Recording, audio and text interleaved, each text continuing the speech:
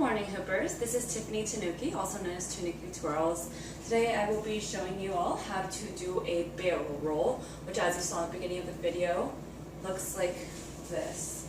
And so I'll first show you how to do that, and then we'll talk about some variations of how to go in and out and different little things you can kind of play with.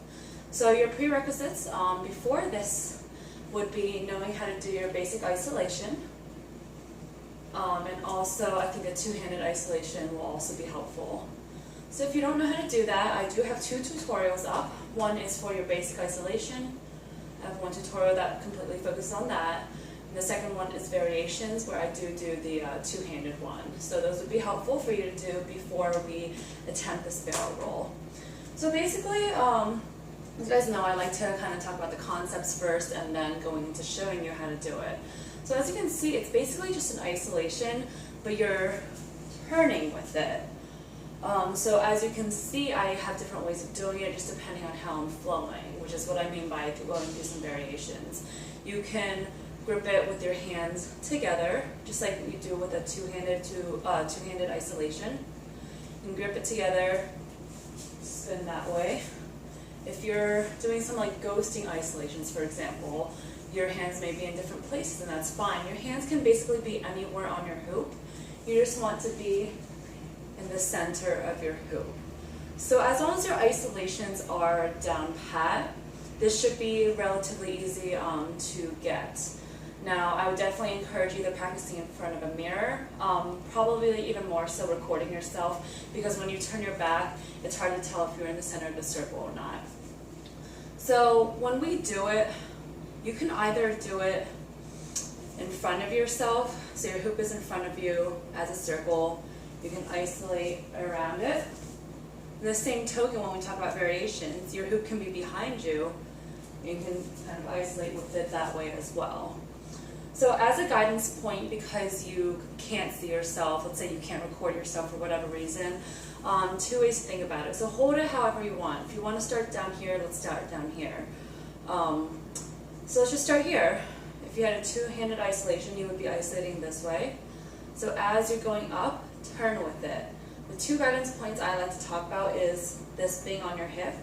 So if you can't see it, at least you can feel it on your hip. So right now my back's turned to the camera, I can't see, but at least I can feel it's around my hip or this crease right here. So even if I can't see it, I can feel it. That's one guidance point. The second would be when you're first learning, it's totally okay to look at your hoop and follow it. So other than the hip reference point, you can also just look at your hoop. Try to follow your hands. So again, you're starting here, isolating up, watch it, watch it. So again, I'm using this as a guidance point, but I'm also looking at it. I'm just watching my hands and following it down. Literally just watching it and following it down. So that's a good way to at least get your muscle memory down, knowing that your hoop is circulating the right way so that the isolation looks cool. Again, use your hip, again, this feeling so you can know where you are, and also just watch it. So that is your basic barrel roll. Obviously, like I said, you can do it in different ways, where you can, for example, be smearing, so you're holding it differently. You're not just holding it here. It doesn't matter how you hold it. Same thing, just feel it against the back of your bum. So you have guidance that you're at the center of the circle. That's basically what a barrel roll is that, you know, to look cool for isolations, you're always in the center of the circle. Same thing, when you turn with it, you still want to be in the center of this. So that's definitely one way I like to think about it. In the same token, like I said, it doesn't have to just be in front of you, okay? It can be in back of you. Same idea, you just isolate with it, focusing that you are at the center of your hoop. So again, you can use this as a reference, or again, you can just watch yourself while you're isolating. Watch your hands. Make sure you're in the circle, and like I said, videotape yourself.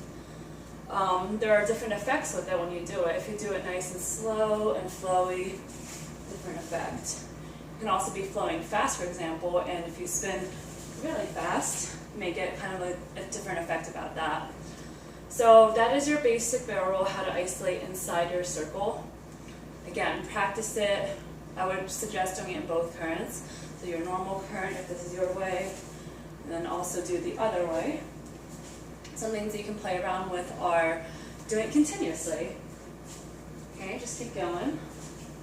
And then you can also, like I said, put it behind you and go this way or this way. Those are some things you can play with. So obviously with variations, because this is an isolation, you can really play around with different types of isolations. So I have a coin smear, what do I call it? Coin flip smear tutorial.